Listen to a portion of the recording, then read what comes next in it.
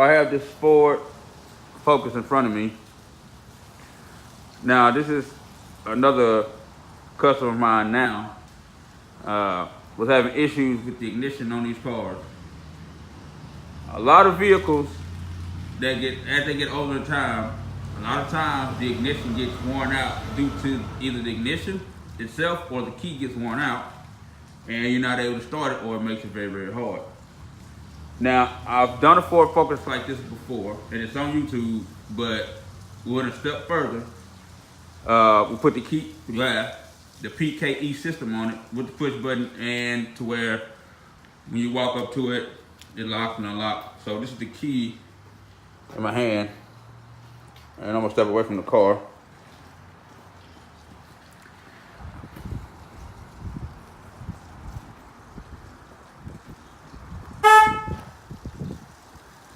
Alright, that was on its own. Walk back up to it with it in my pocket, and it unlocks. No more key on this one. The button on this one is actually where the key went.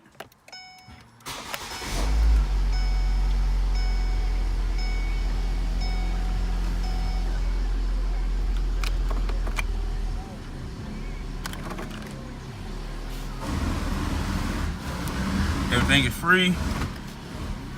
All right. My foot off the brake. Nothing. Foot on the brake. Off.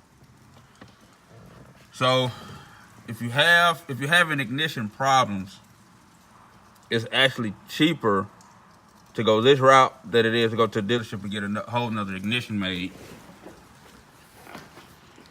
So, and you don't have to wait to walk away from it. You can always just lock it without having to wait on it. So there it is. It's unlocked because I'm close to the car, so when you hit lock, make sure you're away from the car, otherwise it's going to see itself and unlock.